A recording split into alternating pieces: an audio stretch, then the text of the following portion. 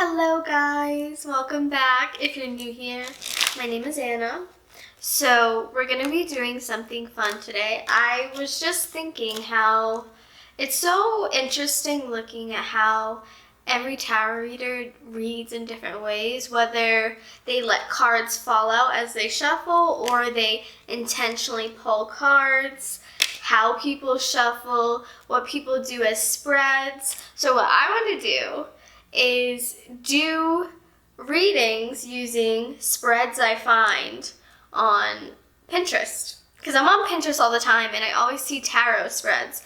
And for me, I don't typically do tarot spreads. I kind of am a little bit more freeform. I don't have that structure so much. I'm a little bit more chaotic in my style of reading. And I feel like spreads are really, I find them to be a little bit rigid, but I do think what I'm going to do, at least using the spread I'm going to use today, is I'm going to be flexible with it. I'll probably pull more cards than just one for one of the questions, because it's like a card per question or concept, and I don't really do that. I like to have a whole story laid out. So what we're going to do is maybe we'll make this a series. If you guys like it, if I like it, we'll see how it goes. If we all collectively like this concept, then I might do a series of me trying different tarot spreads I find on Pinterest, because I've saved a lot at this point. So today, we're going to do a tarot spread called Closing a Chapter. And all the collective readings I've been doing on TikTok, if you don't follow me on TikTok, it's Creator Consciousness, link below. So I have been doing a lot of collectives where a lot of people are going through transformations, death and rebirth, evolutions. So I thought for the collective here, this is timeless, but for people who are watching it as I'm recording this, or whenever you find it, you probably will resonate with the closing one chapter and opening a new one. So if you guys are having a hard time with that, this might be the video for you. You resonate with an ending and beginning. So it's 5 cards, 5 questions. This specific one is, I'm going to put it up on the screen. This is by Emerald Lotus Divination.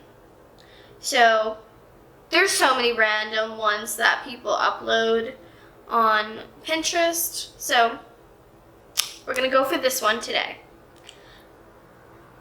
So the first card, I have a couple different decks. I'm not going to just use tarot. I'm going to use Oracle as well. Like I said, I'm going to adjust it to how I want to operate. I'm going to be flexible with the structure of things. So it's 555 as I'm recording this, so that's crazy. 5s are about change, transition periods. Perfect timing. So I think some people might pull like a card for every single one and then go through it. I think I'm going to go question by question, just because that's easier for me. I like that idea a little bit better. So we're going to start with the first question, and it's a card to represent the chapter that's closing. So let's see. Spirit, give us a card to represent the chapter that's closing for the collective. Okay, too many. Okay. 1 card, please, Spirit, to start.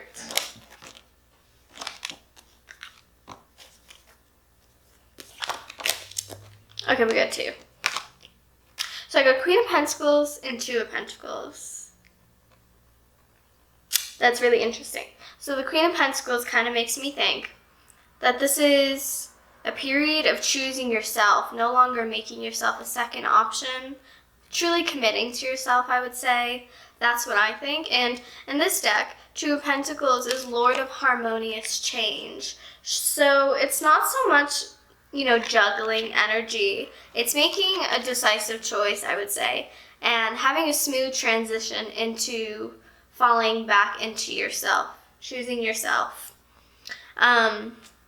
So I think it might have been a chapter where sometimes you put yourself on the back burner and you put something else ahead of you, having more important, holding more importance than how you feel about yourself and how you're treating yourself. So I think this is a period of choosing yourself. Okay, let's use this Spirit Guide deck. Elaborate further, Spirit, on this first question. Okay. I think a lot about like transcending the ego in a way where you're integrating it, healing the ego, not trying to kill off the ego, kill off the shadow. Integrating all aspects of you, I think, is kind of what's going on here. Really embracing your multidimensional self, your sacred self. The sacred self card came out. Unleash your spirit, express your gifts, dance to the sacred rhythm of life. And then sacred vision. Choose to forgive in order to heal. See the light in all. Remember that love has no boundaries. And then you got the Holy Spirit. Expect miracles. Remember that only love is real. Miracles will occur naturally. Spirit has your back. So I think there's a lot here about holding space for yourself to express and expand who you are without limitation. Really freeing yourself. There's a sense of freedom here where there wasn't before. I think things are clear, like things were maybe made clear to you. You may have been simmering for a long time about which path to go, and I think you were patient. At times, maybe not, but overall, I think you were patient. And I think you were able to find some solid footing, some balance, able to see maybe the higher perspective or the gray of it. You might have been a little bit more black or white before, and now you've kind of integrated a lot of things where you're able to see things from both sides, but not even just both sides, like everything in between too. You know, you're able to see that full scope, the full landscape of things. You've experienced full spectrum of your feelings, your thoughts, and you are able to rise above them and see them very clearly, and how, like, from not a super attached place. I think you've learned how to kind of detach a little bit from, you know, rigid thoughts or emotions. Like, you maybe used to become very overcome by your emotions or your thoughts. Like, they, you know, they clung on and they were like a cloak around you, and it's like you no longer had control. The thoughts and the emotions were too much of who you identified with.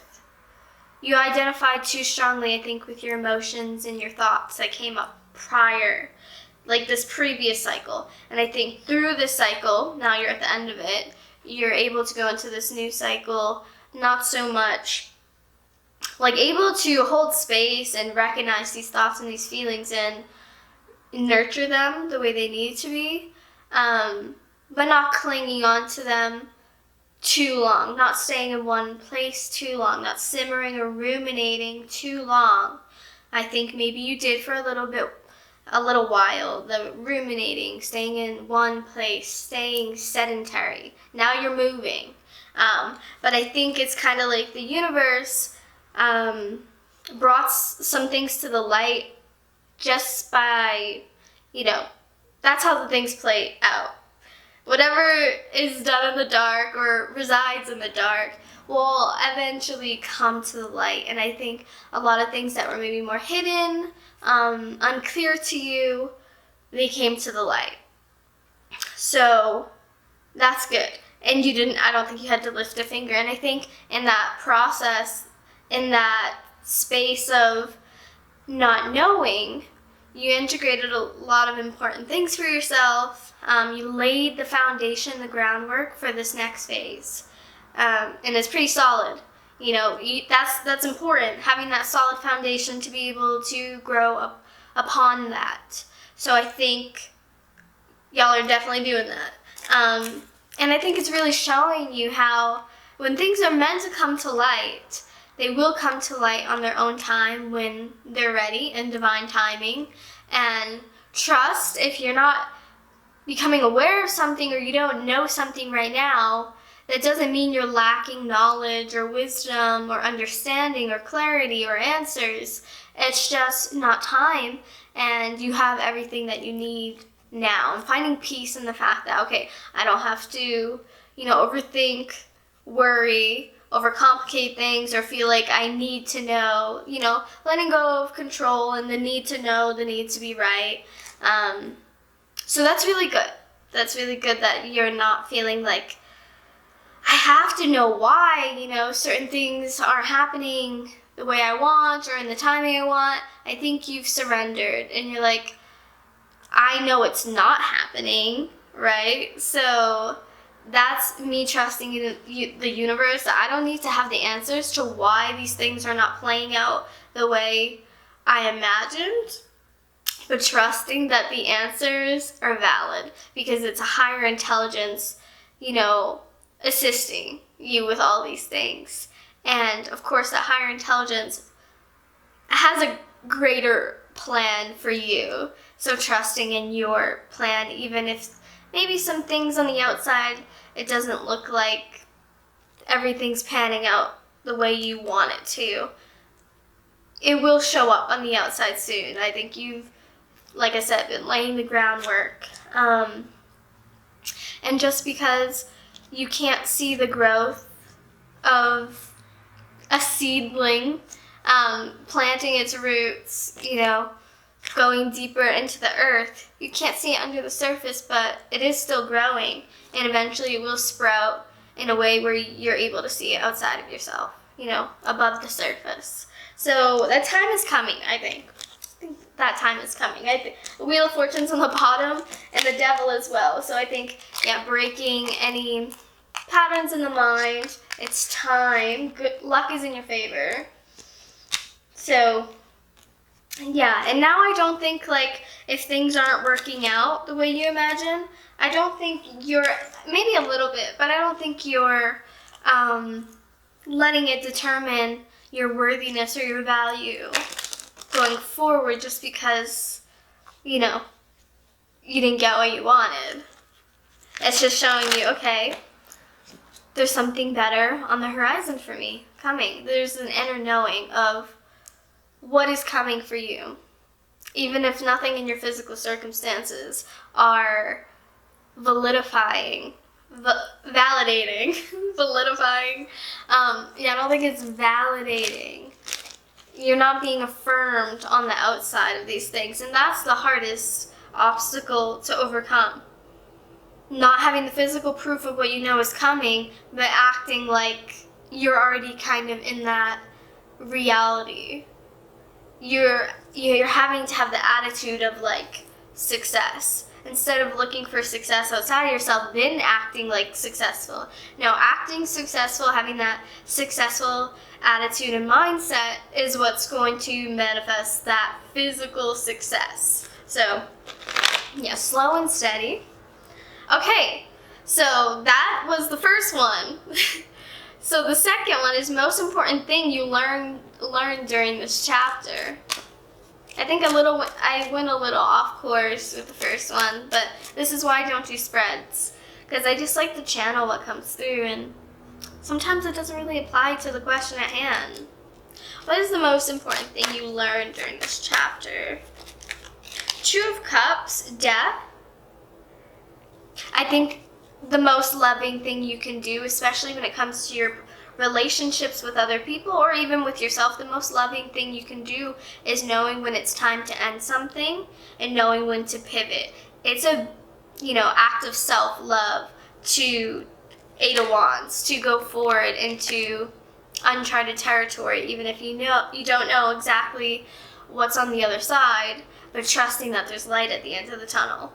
trusting that, it's gonna present itself, whatever is there. But yeah, so knowing when to pivot, knowing it's the most loving thing you could do for everybody involved by choosing yourself, prioritizing yourself. Knowing that sometimes, even if you love somebody, it might have to end because whether it's your boundaries are not being honored, things are just not aligning for whatever reason. I think you could still love somebody, but it doesn't mean that it's necessary for them to remain in your life any longer. Sometimes people are just in our lives for a short period of time and, just a couple chapters, not the whole book. So I think that's the most important thing you've learned during this chapter, that you don't have to cling on to people, because clinging on tighter when things are being pulled apart is not going to help the situation mend itself. Solidifying yourself deeper into a commitment or clinging harder doesn't actually get the results you're looking for. Sometimes letting go and letting God is the best thing you can do for a relationship and not meddling too much. And sometimes, when you don't meddle and you don't cling or control, you realize where the weak spots in your life are, and they just naturally fall away, kind of just like a leaf that has, dried up and is dying and it just falls off a tree. Sometimes our relationships are like that. It's just nature running its course. Okay, something to reflect upon regarding the chapter. That's the next one. Something to reflect upon regarding the chapter. Hold on. The cards are really jumpy with this one. Something to reflect upon regarding the chapter.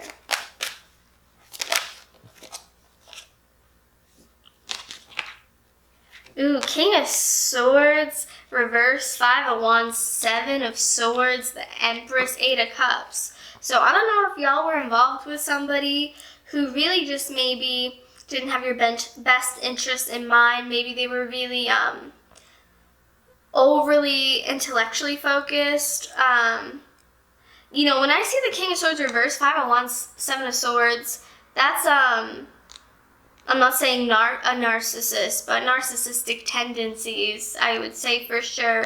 5 of Wands, arguments. King of Swords reverse can very much show traits of narcissism. I think a lot of us can, but the King of Swords reverse especially does. And then the 7 of Swords is deception, betrayal, lies, withholding truth.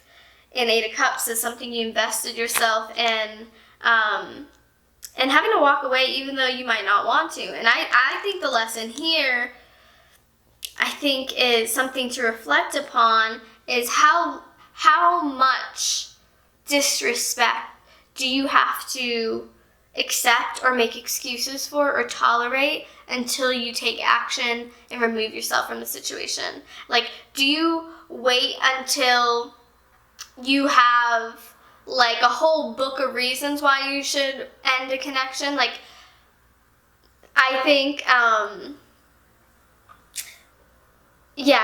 much are you willing to accept? How much disrespect are you truly willing to accept? And do you think that that's okay? Like, the Empress, nobody should be disrespecting the Empress. Like, she knows her worth. She is the Empress, okay? Like, people should know who the fuck they're talking to with the Empress, okay? So I think you've tolerated people talking to you, especially the way they like talk to you, maybe especially during arguments. Like, I don't know, have you made excuses for repeated behavior where you were just being completely disrespected? Like, would you really tolerate them talking to like your inner child that way, or your child? Like, if you have a child, or just the idea, like if you had a child, or it's easier to think your inner child. Would you allow them or think it's acceptable the way that they've spoken to you? I think you've accepted, made excuses for, or just tolerated actual disrespect too much, because you just think that's like how the world is, maybe, or how like men are. It was a little bit more male oriented here, but it doesn't have to be. Like, just because maybe it happens a lot, or it's somehow been normalized for, certain, when you get really close to some people, I think some people, not all people, more unhealthy people, when they get more comfortable, they find it more okay for them to disrespect you, say really fucked up stuff to you, really mean stuff, criticize you. They think they have, they have a pass to disrespect you the closer they get to you, which, you would think it's the opposite. The closer you get to someone, the more you expect to be respected by them. And I think you've dealt with people that think the opposite. They'll be more respectful to you at the start, and then as they get closer to you, they think more and more they have the right to tarnish your name, to speak down on you, to yell at you, to curse at you, to insult you, criticize you, try to control you. So I think that's something to reflect upon. How much are you willing to tolerate? And do you think you really deserve it? And what are you going to do to advocate for yourself and stand up for yourself, but not over-explain yourself or feel like you have to prove your worthiness to somebody or prove them to understand you in any type of way? All your job is to be who you truly are. I think just don't expect disrespect from people anymore. And I think the more that you are treating yourself like the goddess, empress, god, whatever that you are, the more you'll realize how much, you allowed some bullshit. And that's where the forgiveness for yourself comes in. How can you set boundaries, enforce boundaries in the future confidently and having trust in that? There's some things to reflect upon when it comes to what you tolerate in your life. And are you able to recognize when it's time to pivot? And do you take swift action when you first become aware of it's time to pivot? Or do you ruminate and simmer on it longer so that you maybe can have confirmation bias? You want more outside of yourself telling you should do it or making the decision for you. When you catch wind of something is not right for you, do you act upon it soon after you become aware of it? Something to reflect upon. So the next one is, how can I let go of this closing chapter? How can the collective let go of this closing chapter?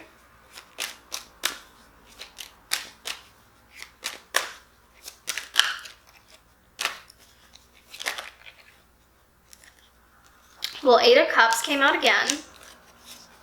So I think I always see 8 of Cups as something you invested a lot of energy into.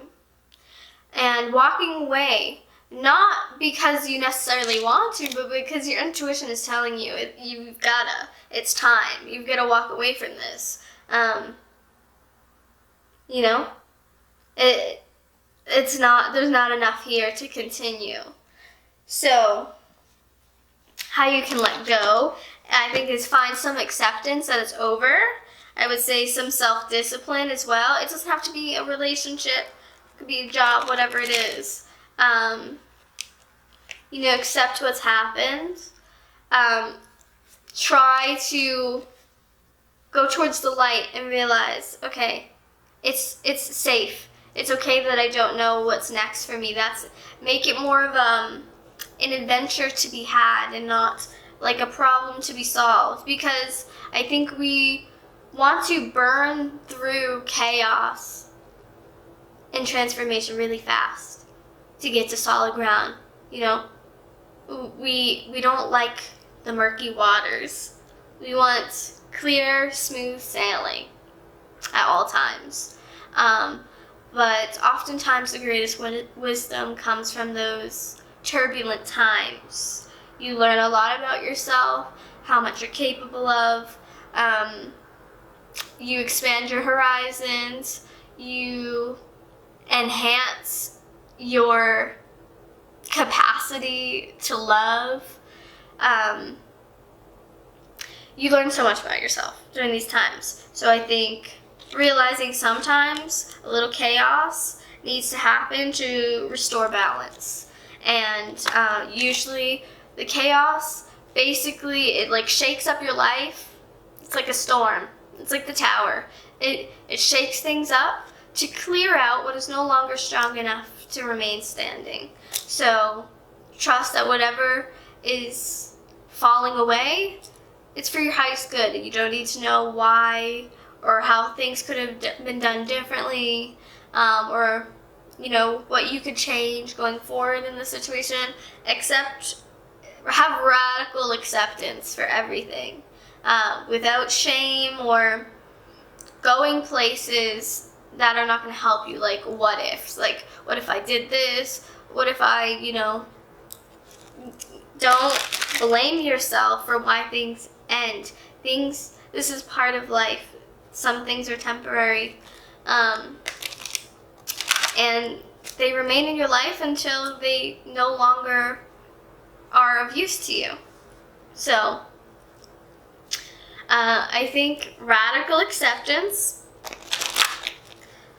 trusting that there's light at the end of the tunnel, and getting excited about the adventure ahead of you and not looking at it as like impending doom or worry, like, oh, what's gonna happen? Like, I think integrating some playfulness and some joy and just fun as much as you can, like seeing it from a childlike viewpoint rather than like the very adult viewpoint where it's like, oh, I have so much on my plate, I have all these burdens that I need to figure out. It's a problem I need to solve. Whereas like a child would be more curious about it in a more adventure way and be like, I'm so excited to see what's ahead of me. I'm excited to learn more about this adventure, and thrilled about every point, along the journey. So try to integrate that childlike expression, mindset, perspective. I think that will help you let go. So what can you anticipate in this new chapter you're starting? Let's see, Spirit, what can the collective anticipate from this new chapter?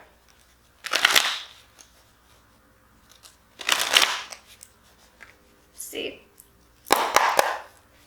We'll use tarot and then we'll use oracle. Can I just get 2 from tarot? Ace of Cups, okay. And that flew. Ace of Cups, overflow of love. All of that love that you poured into things that maybe didn't pan out the way you hoped. It's all coming back to you in a different way. So rest assured it wasn't a waste. Everything that you've, given, it's coming back to you. Also, I think an abundance of creativity and just connection, and I would say love, lots of love. It could be romantic, it could be friendship, it could be in a lot of different ways. Okay, one more. Okay. 4 of Cups reversed, and then 3 of Wands.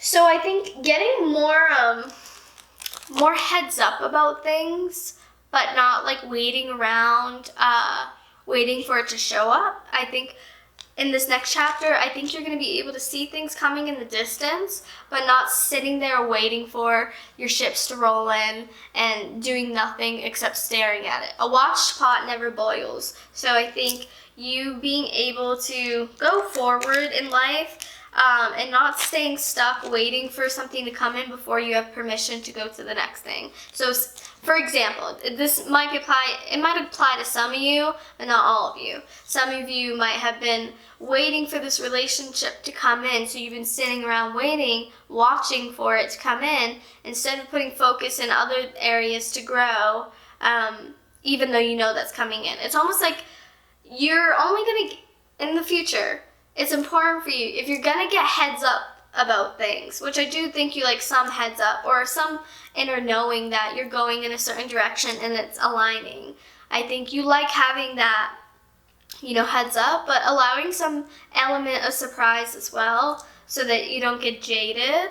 But also, it's just important for you to not sit around waiting for things to come in. Keep progressing. You don't need that to come in physically for you to go to the next step, because the next step is available to you regardless of what resources you think you do or don't have. You have all the resources you need to get to the next step. And if you feel like there's the next step, you don't have it, that's probably not the next step. That's maybe a few steps ahead. So don't overburden yourself and be like, oh my God, I don't have everything I need. You have everything you need. Feel that sense of peace and completion and be like, I have everything I need to go forward. That's amazing. You do. That's a truth. That you do have everything you need. So be like, all that weight on your shoulders, just shake it off, because you don't need that. You don't need that weight. It's not all on your shoulders. Okay. Anything else about this, what you can anticipate in this next chapter with this deck? Let's just get a couple more. I think that this has been a long reading. Hope you guys like it. Harmony, okay? Harmony and prosperity on the bottom. 22. You might see a lot of 222s. Well, that's great news. You can anticipate harmony. I want to stop there. I want to look at what it says in this guidebook about harmony, because I think there might be a little bit of a tidbit in there that we need. So this is sacral chakra energy. So like I said, a lot more creativity, a lot more passion, a lot more life force energy I think you're going to be engaging in more things that lights up your sacral and doesn't deplete your sacral. You're not doing things out of obligation. You're doing things out of passion. The reward in what you're doing, what you're doing is the reward. Instead of, in this new phase, you're not doing things to obtain a reward. Everything you do is a reward. So being really intentional, mindful about your actions and making sure it lights you up. And if it doesn't light you up, don't entertain it. You deserve to feel good about your existence. This card is symbolic of your personal beliefs and what will bring you happiness in your life. Ganesha is asking you to radiate warmth and energy. Take some time to reflect on your personal values and attitudes. What do you believe will bring you the outcomes you're longing for in order to have a complete and happy life? Okay, so there's no more of waiting. What do you think you are needing to have that complete and happy life? What are those things? Think about it. And think about, you might think of it in a physical way, like, oh, maybe money. What is the energy, though, behind that money that you're looking for? It's all about energy and emotions that you're trying to manifest, not actually the money or, a certain house, certain person. It's not them necessarily you're looking for. You're looking for an energy. The color orange can refer to a period of socializing, activity, and new adventures. Okay? So this is a very adventurous, playful, pleasure-seeking time in your life. Orange is the color of the sacral chakra and is associated with the sexual organs and reproductive systems. It can symbolize happiness and love. We store our feelings, emotions, pleasure, sensuality, intimacy, and connection in this domain. How deserving do you feel? When you feel that you deserve good, you treat yourself well and require that others treat you well also. Okay, that is very, very poignant to what we were talking about earlier. You deserve to feel good. When you feel that you deserve good, you treat yourself well and require that others treat you well also. When the sacral chakra is clear and the energy in balance, you are friendly, compassionate, and empathic with a concern for others. You will experience a very strong sense of belonging. So I think some people have hardened you guys where it's like, I don't even want to give myself to others because people, are ungrateful or they take advantage of it. They feel entitled to it. But I think with a clear sacral chakra, you guys are wanting to give because giving makes you feel good. It's not